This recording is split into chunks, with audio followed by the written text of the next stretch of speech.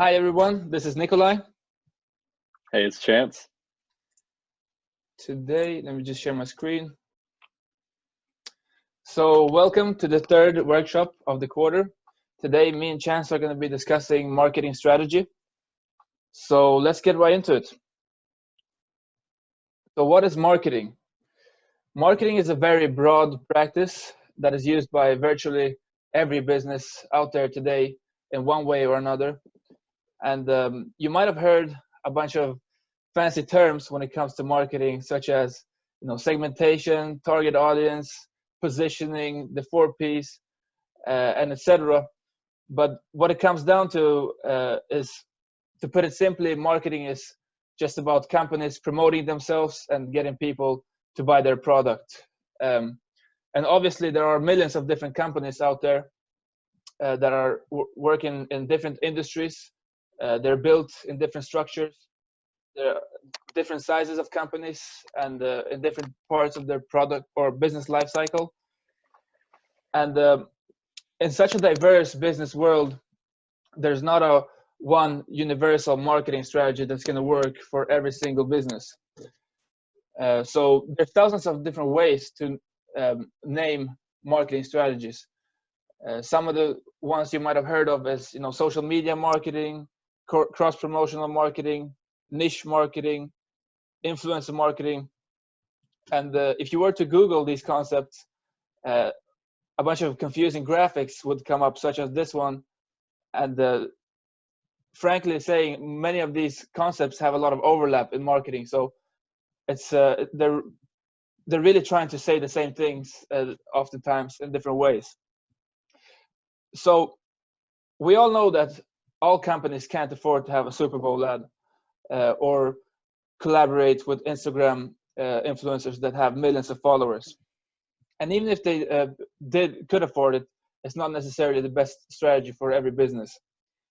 Maybe a small startup company can afford to have a billboard ad or a YouTube ad on a smaller channel. Does that mean that's going to be successful for them? It depends, because there's more things than just marketing that go into a successful business model. It's about knowing the value that your company brings, knowing who it brings value to, and then trying to reach out and target those people successfully, so they know that you're out there and they want to buy your product. And so, for example, if a company is doing good and they have customers, they're making money, that doesn't mean they're marketing themselves to their best potential. Maybe they could do things better. And also, if a company is struggling and doing bad, that's not necessarily a marketing problem, because there's more things than just marketing that could affect that. So maybe their business model is flawed. If you have a product that sucks, no amount of marketing is going to help you make that money. You have to go back to the drawing board and rebuild your business model and start over from there. So as I said, there's many ways to describe marketing strategies. Me and Chance have decided to focus in on 3 specific strategies more closely, because we deem these to be the most relevant to our current case competition going on. As you all know, we're working together with Vegan Med, and they are a startup early in their product business life cycle.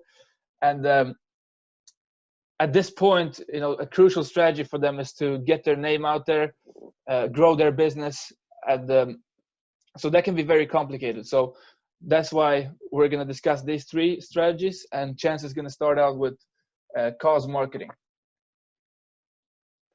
So, cause marketing is a cooperative effort between a for-profit business and an organization that represents a strong cause, so both parties mutually promote and benefit from the social cause that they're pursuing.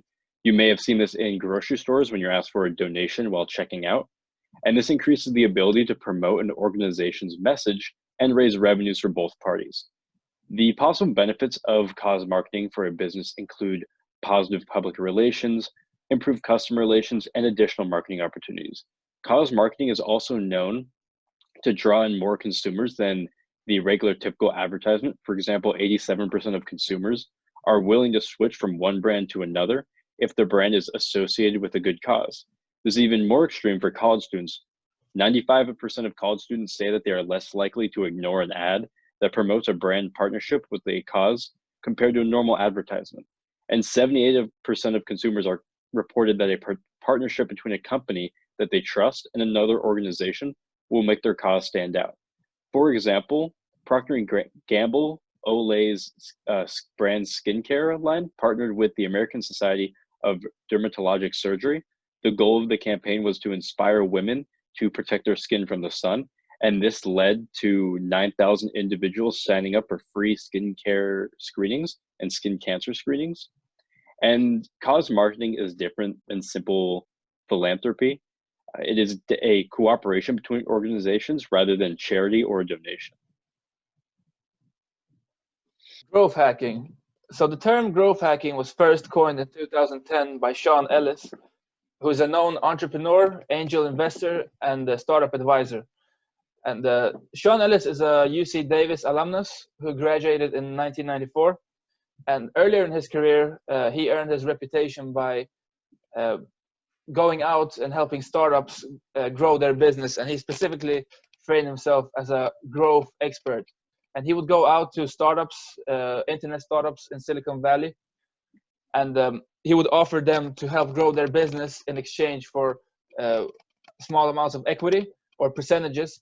And some of these companies that he worked with today have become massive businesses, such as Dropbox, Eventbrite, LogMeIn, Lookout, and so it's really a strategy that's initially designed to help startups who need massive growth in short amounts of time, but also are operating on small budgets.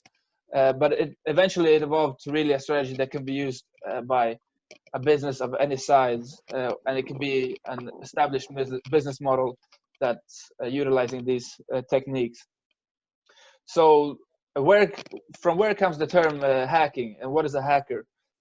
So we all know it's hard to get your foot into the door being a startup, and there's a lot of things that work against you, and it's almost counterintuitive to think that a startup that doesn't have a lot of resources or brand recognition and is trying to really reach out to a lot of people and grow fast, it's not supposed to work out, but yet it is possible, and it has happened before. So it just requires creativity and innovative thinking. You have to be able to think outside the box, and challenge yourself to find good strategies that are going to be cost efficient and very effective, and perhaps help you grow your business exponentially. So one example we can talk about is Dropbox, which Sean Ellis helped to develop. Today they have over 500 million users, and they generated 1.6 billion revenue in 2019. So I mean, that's definitely a good company to get involved with in the early stages and get maybe a percentage of that today. Anyhow, so one of their strategies they used was that they offered free storage space for their users who linked Dropbox in their Facebook and Twitter accounts, and were essentially promoting Dropbox on their social media, and for people who were inviting their friends to use Dropbox. So this was really a win-win scenario for everybody, because it's Dropbox, it's free for Dropbox, it's free for the users, and it's a great way to get more people involved. And that's really one of the key factors that they use to grow their customer base exponentially, and benefited all parties in the end. Another company that we all are familiar with today, Airbnb. Once upon a time, they were also just a startup trying to make a name for themselves. Today, they have over 150 million users, and they made $2.6 billion in revenue 2017. So massive business today, but once upon a time, they also used these growth hacking techniques to really increase their business and reach out to more users. So one of the things they did was they leveraged Craigslist to increase their user base substantially by giving users the option to also post their listings on Craigslist. So they would post the listings on Airbnb, and automatically it would appear on Craigslist. And at the time, Craigslist was already a very established platform with millions of users. So this worked out greatly to their advantage. And the way they used this was they used a technological solution, because there was not a provided way for businesses to use Craigslist in this way. So basically they had to figure out Craigslist's coding and their system of their forms, and they created a program, I guess, of algorithms and things like this that automatically figured out how to make these postings. And this was one of the things that really helped them grow their business when they were just starting up. Another example that would point out that it doesn't have to be a startup to use these type of growth hack techniques is Gmail. So, I mean, obviously we all are familiar with Gmail today. It's the big dog in the email game. 1.5 billion active users in 2018. But once upon a time, when they were starting out, there were a lot of established email companies out there, and they had to come in and conquer market share. And one of the ways they did this was that they had improved functionality in comparison to many other Gmail or email platforms. But also one of the things that we all kind of take for granted today, but was really revolutionary at the time, was that they had a very advanced email search tool. So that really gave them a competitive advantage. But they also paired it with an invite-only system. So they created a sense of exclusivity and played on the fear of missing out marketing technique. So basically, I guess people who purchased it got a limited amount of invitation that they could send out to people, and so it got that exclusive feel, and everybody, it was the cool thing to get. So it's a really risky strategy in the beginning. You know, it's not always going to work, but Gmail was able to use this to their advantage, and today, you know, they're really, really successful. Another example is Dollar Shave Club, and this is a good example of how to use video marketing ads. You know, sometimes just a simple concept as a, you know, really good piece of art commercial can do really big things. So it's a company that's basically sends out razors for a cheap price on a monthly subscription. This company sold for $1 billion in 2016, and they had 3.2 million subscriptions in 2018. And one of the things that helped them really grow their business when they were just a startup was this one ad that went viral on YouTube and became very successful. And as we all know, it doesn't cost anything to post a video on YouTube. So this was a very, very effective strategy. So I'm just going to play this short ad. Hi, I'm Mike, founder of DollarShaveClub.com.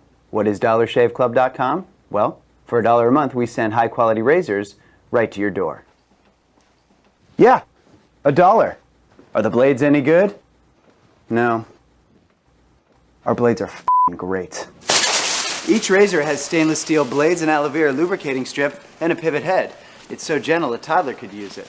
And do you like spending $20 a month on brand name razors? 19 go to Roger Federer. I'm good at tennis. And do you think your razor needs a vibrating handle, a flashlight, a back scratcher, and 10 blades? Your handsome-ass grandfather had 1 blade and polio. Looking good, pop-up! Stop paying for shave tech you don't need. And stop forgetting to buy your blades every month. Alejandro and I are going to ship them right to you.